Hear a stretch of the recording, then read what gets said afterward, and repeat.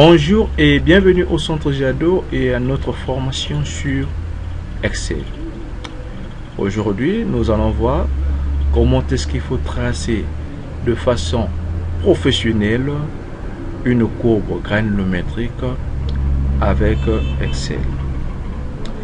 Sans plus tarder, on va donc ouvrir un fichier qui contient déjà le diamètre des tamis et le pourcentage des passants. Comment faire alors pour tracer une courbe de façon générale?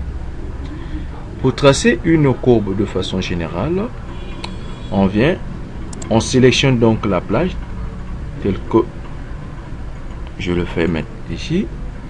Puis je vais donc sur insertion, nuage de points, je clique le deuxième élément. Et bien voilà, la courbe apparaît. Et donc, c'est de cette façon-là qu'on trace toutes les courbes sur Excel. Il vous suffit d'avoir les coordonnées X et Y, respectivement de l'axe des abscisses et de l'axe des ordonnées. Comment alors faire pour tracer de façon professionnelle une courbe granulométrique? Parce que là, cette vue n'est pas aussi professionnelle que ça, et donc pour qu'elle soit beaucoup plus professionnelle et beaucoup plus attractive, il nous faut insérer ce qu'on appelle par une échelle logarithmique. Comment insérer donc l'échelle logarithmique sous Excel? Pour donc insérer une échelle logarithmique, je viens donc sur disposition ici, axe horizontal, je descends, je viens là où il est écrit afficher l'axe avec l'échelle logarithmique. Je clique et vous remarquez avec moi que l'axe horizontal commence maintenant par 0,01, puis par 0,1, ainsi de suite. Ça laisse à comprendre que nous sommes sur une échelle logarithmique. Mais reste que l'axe vertical coïncide avec 1, et donc il nous faut ramener cet axe-là au niveau de 0,1. Pour y arriver, je reviens donc sur axe horizontal, mais cette fois-ci je clique là où il est écrit autre option de l'axe horizontal.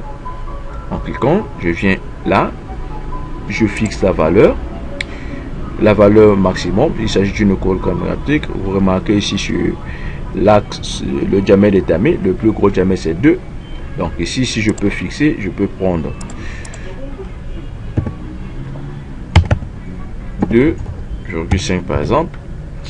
Et ce qui est très important ici pour donc ramener cette courbe au niveau de 0,1, c'est ici. C'est là où il est écrit l'axe vertical coupe. Je vais décocher sur automatique pour cocher sur valeur de l'axe. Et quand je coche, je me dois donc attribuer à cette valeur la valeur 0,1. Voilà, cette valeur là. Et puis je quitte. Et dès l'instant où je quitte, vous remarquez avec moi que 0,1 vient là où les 0 pour le diamètre, pour le pourcentage des passants. C'est pas fini, je me dois donc d'ajouter le quadrillage pour que ce soit beaucoup plus professionnel. Et donc je viens sur quadrillage vertical principal et ici je choisis quadrillage secondaire. Et là vous remarquez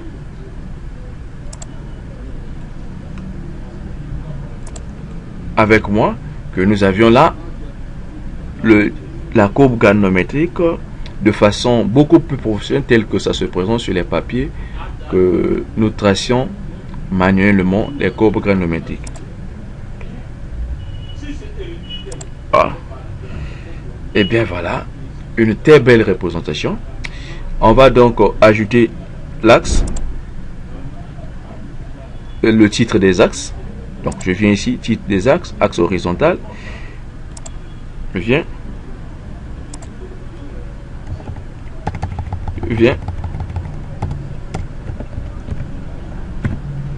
diamètre des tamis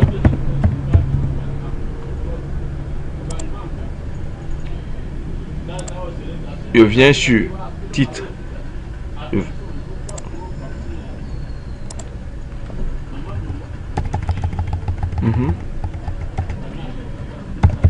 Pourcentage des passants. Pour modifier donc le titre ici, je viens par exemple, je écris ici.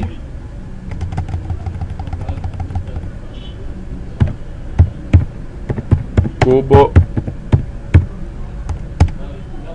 granulométrique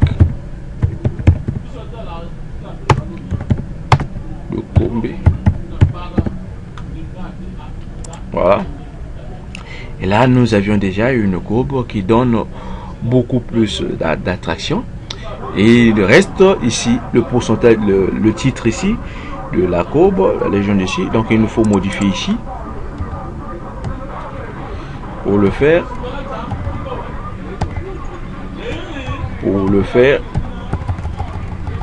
je viens ici, je crée simplement courbe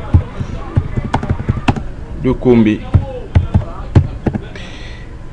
Et ben voilà, c'est modifié.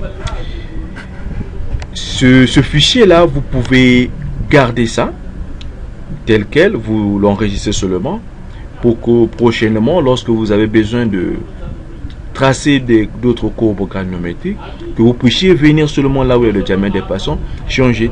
Parce que imaginez que je puisse changer la valeur ici, quand je prends par exemple ici 7. Vous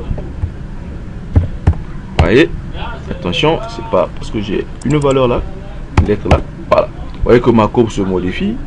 Quand je prends ici, voilà, vous remarquez que la courbe modifie. Donc il suffit de rapporter ces valeurs là et j'aurai bel et bien ma courbe qui sera tracée.